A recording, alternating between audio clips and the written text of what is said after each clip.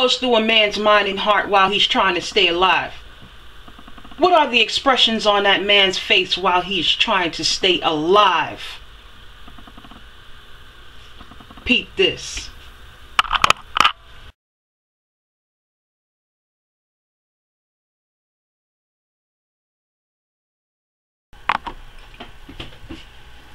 Peace, people.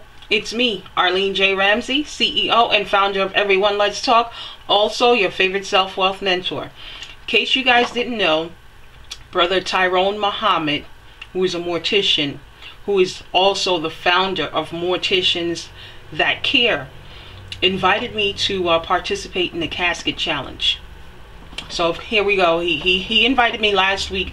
I didn't get a chance to do it, so now I'm doing it this week.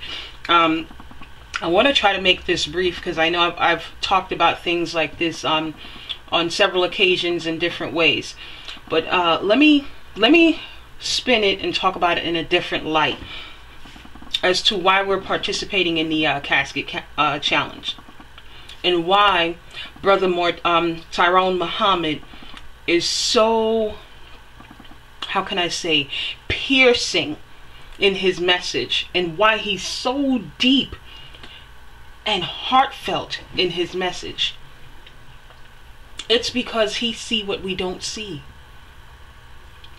Now, I'm not quite sure about you, but I was born and raised in Newark, New Jersey. I've seen people dead on the ground before, dead in the street, or I've seen people get shot at and next thing you know they die. How many of you have seen people or said you've seen people die?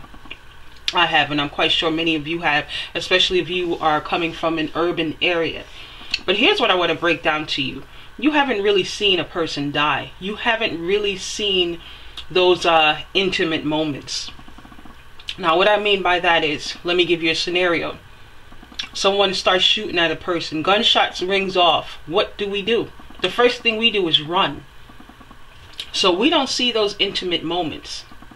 Whereas the person who know they're being shot at, the thoughts that go through their mind, the expressions that are on their face, we don't see that.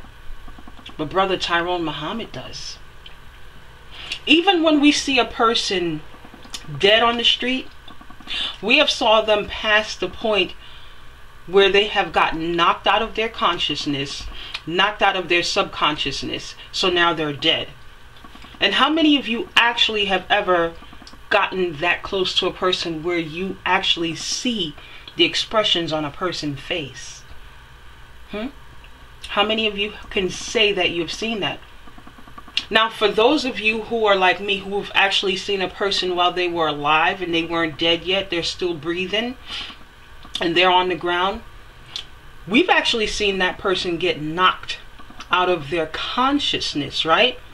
So they're not conscious. Their subconscious is working, right? So what their subconscious is telling them, remain calm. Who knows? Remain calm. Something happened. I don't know what happened. They know something happened. They don't know what happened. So from what I can remember, I've seen a person doing this, breathing very slow, looking around very slow, because it hasn't hit them yet, or it has hit them, but the consciousness, that part of their senses has been knocked out. So now they're on subconscious. So they're just breathing very slow. That's not a frightening look, right? It's not really a frightening look because there's no real horrid expression on this person's face other than very slow breathing, very slow eye blinking. Sometimes you see body parts fitching around, which is not, how can I say, it's not in alignment with how the person is actually looking. So different body parts may be doing different things, but if you look at a person's face, it's very slow breathing and it's looking around. But have you really saw when that very same person took their last breath right before their body shut down? Do you know what their expression looked like? Do you know what it looks like? Many of you can say no. But Brother Tyrone Muhammad and any other mortician or any other person that's in the business of dealing with dead people can tell you exactly what that looks like. And it is a horrifying thing. A horrifying thing. Besides the typical spew of what we are doing to each other when we're killing each other and that sort of thing, I don't want to get into that in this recording, because this is about the casket challenge, and this is about preventing you from doing things that will either lead you or other people in a casket. So I thought maybe let me just bring it from this perspective, because when you're shooting at a person, you don't see that person. Right? So let's just say it's a person, you're the person, or someone's shooting at somebody else. The one who's doing the shooting is angry, so they don't care. But the one who's getting it shot at, that's the person that has all these things going through their mind and the expressions on their face that we don't see. Because once again, as I said previously, when gunshots ring off, everyone starts running because we don't want to get hit. So those moments we miss. So when you say that you've seen a person die, you haven't seen a person die. You really haven't seen a person die. You haven't seen that. Because if you have, I can tell you some guys that work with the fire department have. I forgot what title it's called, but you guys know. Those who come out when there's bad car accidents and they have to pry a car open. Usually it's people from the fire department. Those people usually see those kind of faces. I mean, they can tell you that.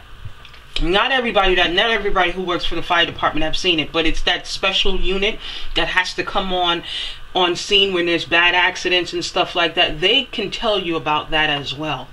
It's not a good thing, you know, for you to actually see that. Some of them get nightmares. Some of these faces and expressions, they never forget them. It's there in their mind. So I hope, you know, this is as deep as I can go as far as this, because I haven't seen a person die to that extent. As for what I'm just explaining to you, I haven't seen it either. But I can tell you from what morticians have explained to me, and fellas who work with the fire department, that special unit, have explained to me, I can only imagine. And just for me doing my own, how can I say, thought on a situation and how and what goes through a person's mind and the things that go through their mind, how it shows out on their faces, those expressions we don't see. And that those expressions are actually a reflection, again, of what you're thinking and what you're feeling, what's going on in your heart right before you die. And that's what we want to prevent you guys from having to go through. Right? When there's a funeral, your family see you, you're all made up, you're in a suit. You know, if it's a girl, she's in a dress or whatever the case may be. You don't get to see that. The family and friends don't get to see what the mortician and those gentlemen who work with the fire department gets to see. They don't get to see that. Again, I don't know what it's going to take for you guys to actually take this with a seriousness, and for you to actually know what it is that you are doing to your people, to us, to society. But I urge you to take part in this casket challenge. I urge you to try to refrain from violence to that degree, or try to refrain from violence at all. How about we learn the challenge? Have more dialogue. Challenge ourselves to be more understanding. If we challenge ourselves to do that, we'll also challenge ourselves to stay away from violence, which can lead either us or someone else in a casket, and having our family members mourn for us and having to go on without us. You know, many of you have children. Okay, of course you have other family, but what about your children? You are here to nurture them. Many of our brothers and sisters are not here to nurture their children.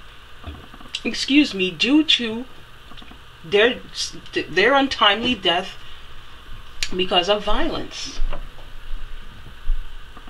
Alright, so I hope This guy, this recording was able to